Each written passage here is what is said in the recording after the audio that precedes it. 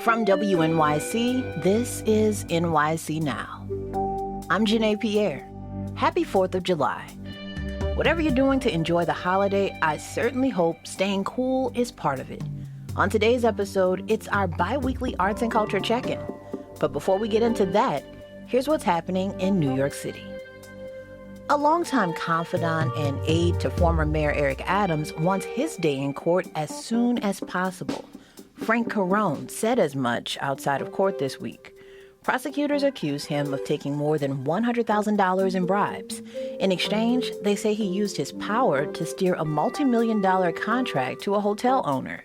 Defense attorney Andrew Goldstein says an indictment unsealed last week is full of holes. Mr. Carone did not in any way betray his office. The attorney says there's no evidence of a corrupt agreement between Carone and the hotel owner. Carone and his co-defendants have pleaded not guilty to bribery and some other charges. A judge set a tentative trial date for late August, but said it will likely be pushed back.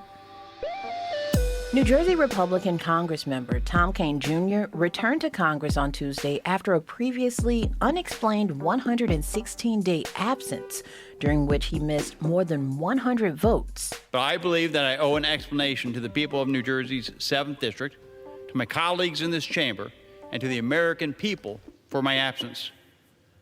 Several months ago, due to health concerns, I entered the hospital for some testing. I did not believe that this would result in a long-term stay. I was given the diagnosis of depression.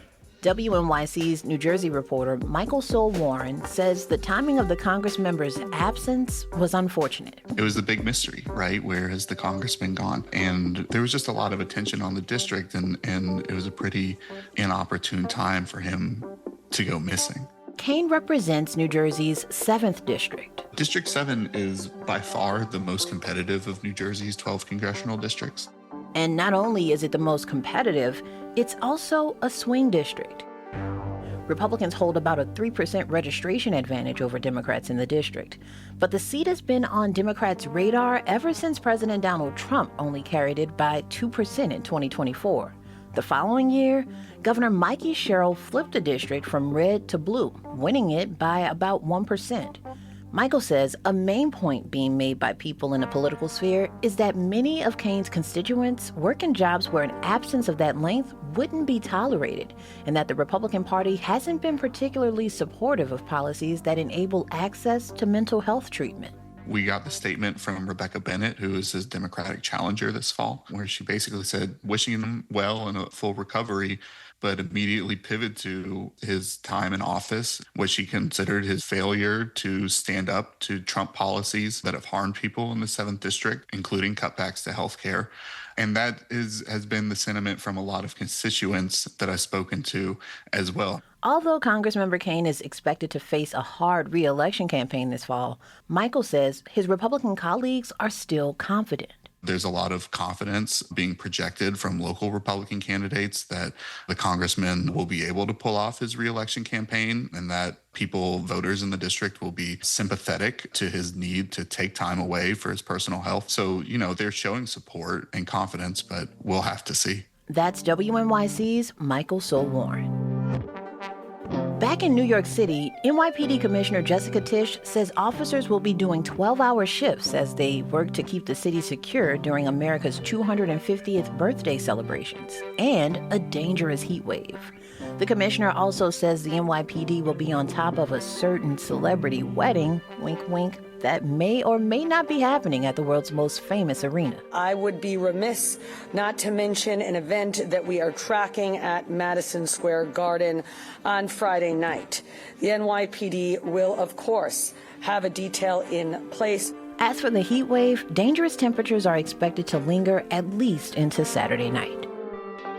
All right, we're going to take a quick break and return with our arts and culture check-in. Stick around for the conversation.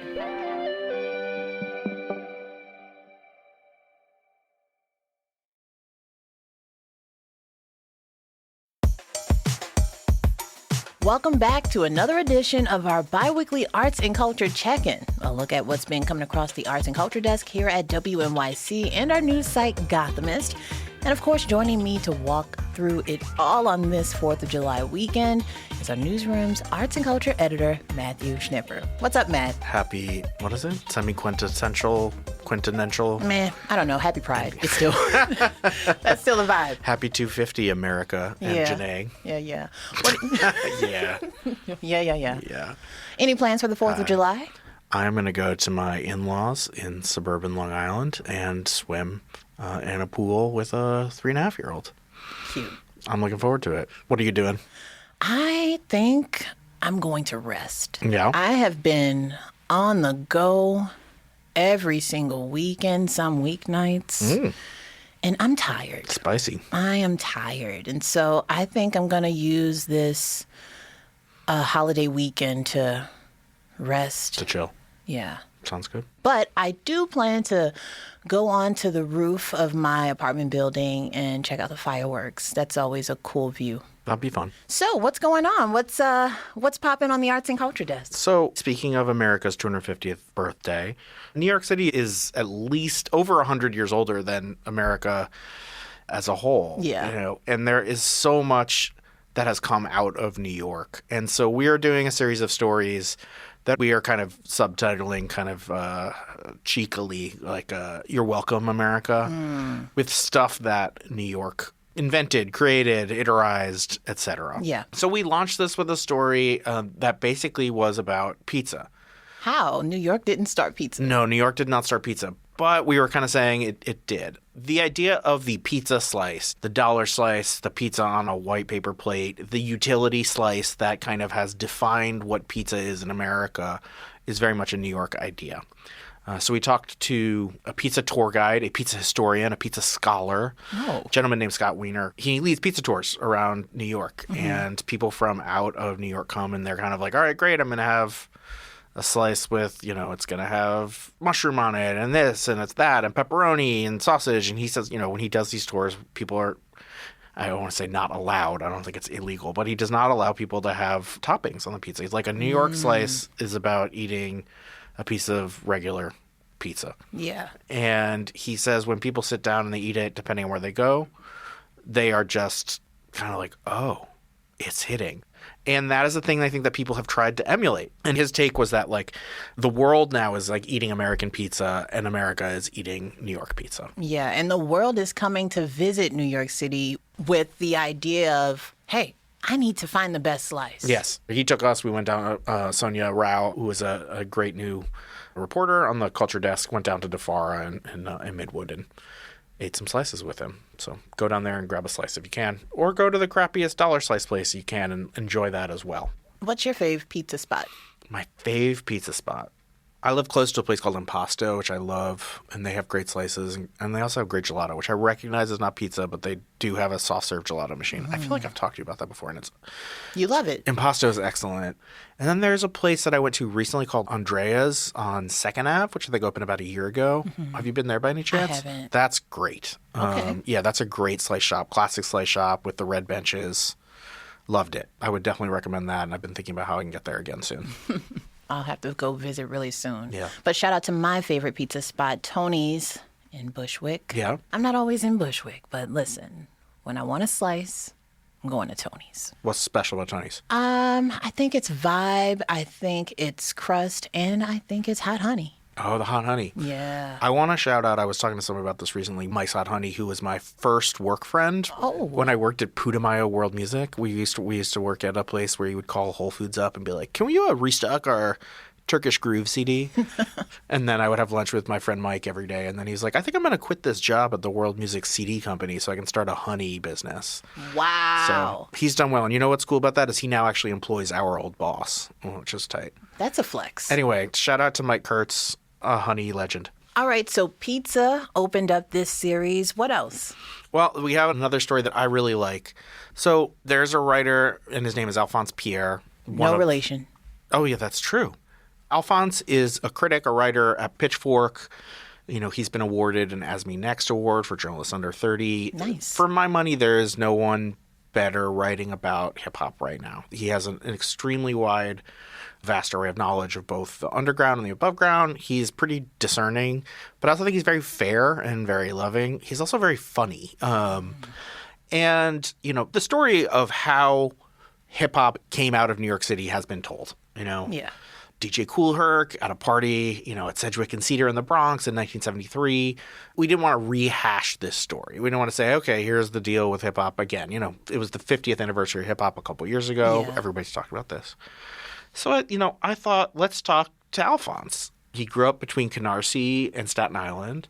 And we wanted to hear about his own journey, essentially, with music and how he became a critic and how New York kind of helped shape that. And he talked about so much. It was really interesting to hear.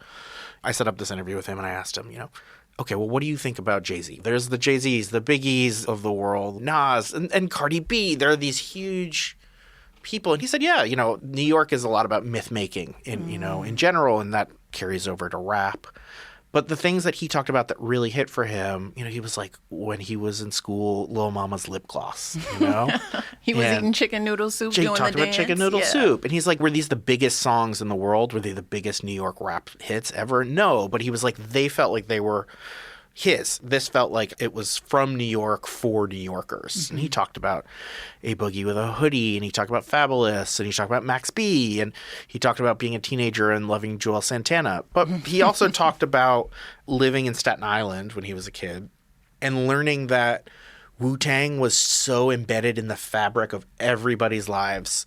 In Staten Island, it was almost this like New York tribalism. Yeah. He was like, yeah, the Italian kid down the street. He's like, he could quote me all the lyrics from Cuban Links, and he's like, families would have Wu-Tang flags in their yards as though that was like their political clan. Like it was, that was the tribal that they belonged to was Wu-Tang.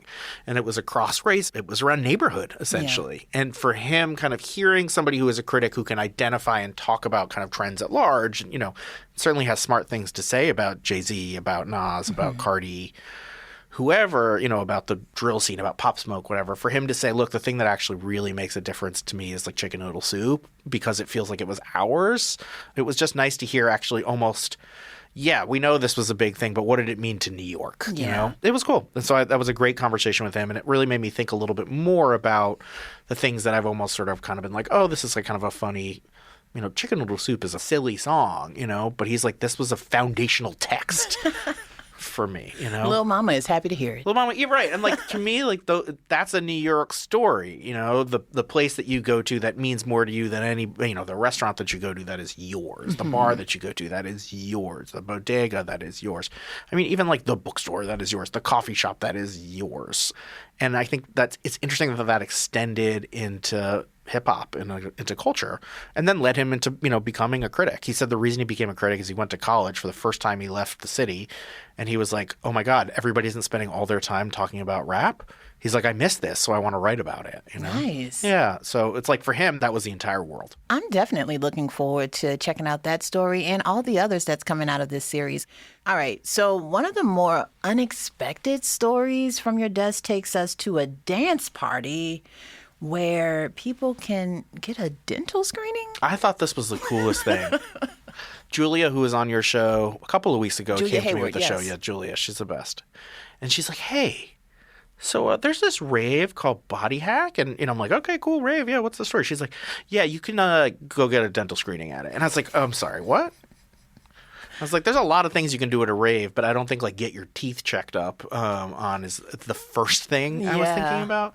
And, as she started talking to me, because at first you're just like, this is silly, but she then was like, this is what the story is. So Body Hack is a monthly party. It happens at the Club Nowadays in Queens. Mm-hmm. And essentially, it's geared towards a queer and trans community, people of color mostly, and the organizers realized that they had an opportunity to reach this community, which maybe was not always getting health insurance, getting information about care that they may need. And they said, first they were kind of pamphleting and other things like that. And they said, well, why don't we just bring the care here? Instead of telling you how you can go do it, let's actually just make it happen. Yeah.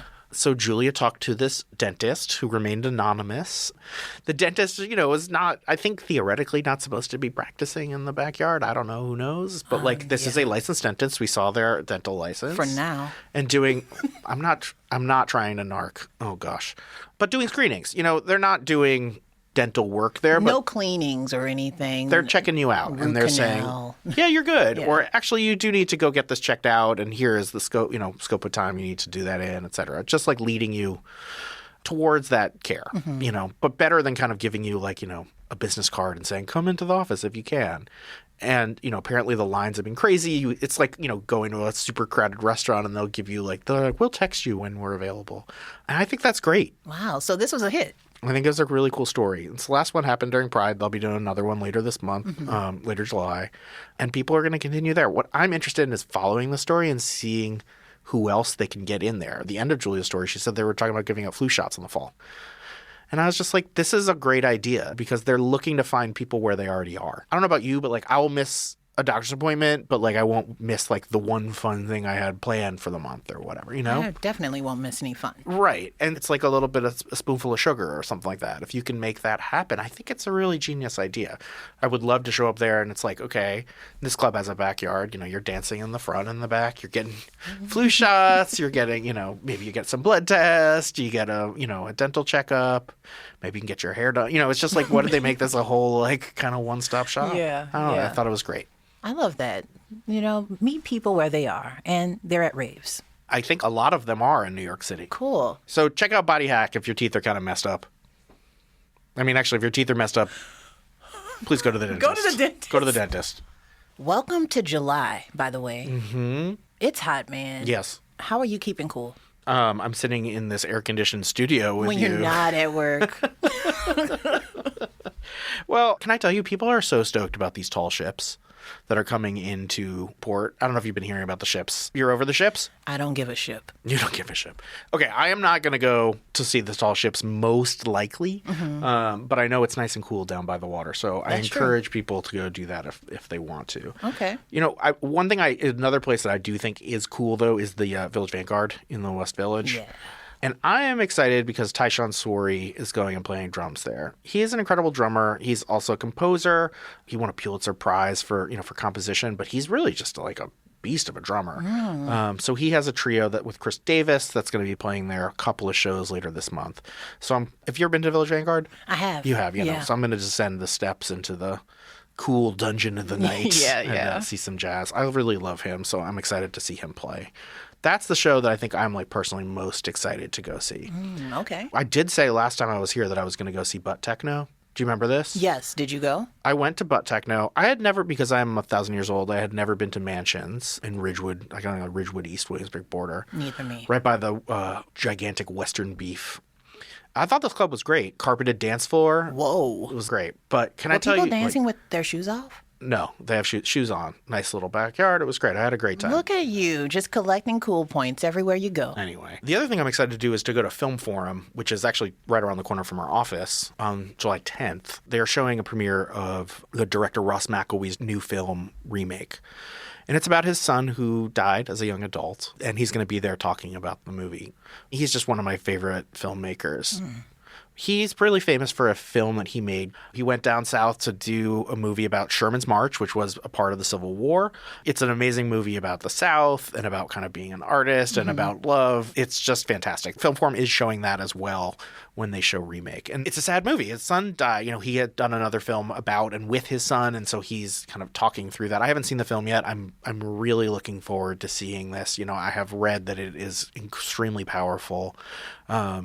I have a son who died as well, and he was much younger. He's 22 months old, and, Ross's son, I think, was in his early 20s. So a very different thing, but to me, the idea and the power of making something out of this, and I think in some ways you're making something so that you can help other people. I think he's making something so that he can help himself, to get through it. So I'm really curious to see it in the theater. Yes, absolutely. It's a strange thing to wrap your head around when you've done stories about yourself and then all of a sudden you're like, oh, this isn't the story you want to tell, but it's kind of the one you have to. Yeah. So anyway, check out Sherman's March at least. That is an amazing movie, but if you can't go see Remake, I'll be there watching him speak on the 10th. I'm definitely going to check out Sherman's March. That sounds funny. like a really, really good one. It's just great. It's a classic movie. I just have this sort of picture in my head of just him with a huge camera, like pointing it in the mirror, and it's like he was doing it, I like people who are still in the game too. It's been a long time. Matt, I know you haven't been with the WNYC team very long, but we've had some really great conversations. And I'm just wondering, as we, on the business side of things, come to an end on this fiscal year, what do you think is like the most rewarding work you've done so far? Oh, that's a great question. I think one of the things that's really interesting about this job is that we have a lot of trust to make the stories that we really want to make. And our bosses, they kind of say, what do you think is important to talk about? And I have the funny job of being the counter programming. We're a news publication and I'm sort of like, hey, you want to hear about some movies? They're weird, The fun stuff. The fun stuff, and I take the fun stuff seriously. That's always been the way I think about stories. Yes, go find the silly thing, but talk about it in a serious way. I really loved, we got to do a story about this woman who makes music on like a 12-string fiddle, a Hardanger Amore, which felt like I was making the consummate public radio story, Yeah.